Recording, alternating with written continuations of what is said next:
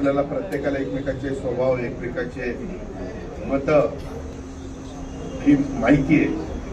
त्याच्यावर आज अजित पवारला भेटावं का नाही, त्याचा मूड आहे का नाही, ती ज्याने चळवळला चांगलं कळलं.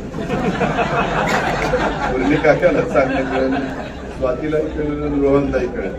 गमतीचा भाग जाऊ द्या. आता तुम्हाला कळते का मागचा अजित पवार आता चाललं तर म्हणलंय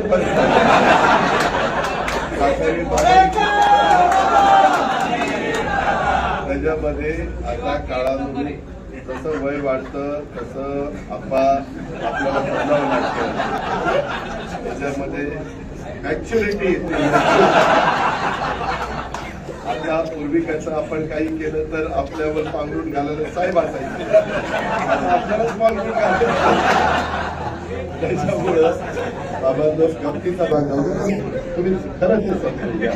आपल्याला नवीन तरुणांना, तरुणींना, युवतींना त्या सगळ्यांना बरोबर घ्यायचं आहे.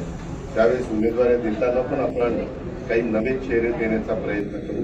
दोन्ही म्हणजे कॉर्पोरेशन पण सगळीकडे, अजूनही काही सहकारी पक्षामध्ये येत आहेत. आपले सदानंद शेट्टी आणि ते सगळ्या ग्रुप पण येणार आहे. त्यांनाही सुभाष आणि सुनील आपल्याला वेगळा वेळ द्यायचा आहे. बाकीच्या पण इतर सहकारी बरेच जण आहेत. त्या पद्धतीनं माझा प्रयत्न चाललाय. ग्रामीण भागामध्ये पण अजून काही माझ्या बरोबर येणार आहेत. माझ्या त्यांच्यावर मीटिंग वगैरे झालेल्या आहे आणि त्या पद्धतीनं आपण करू.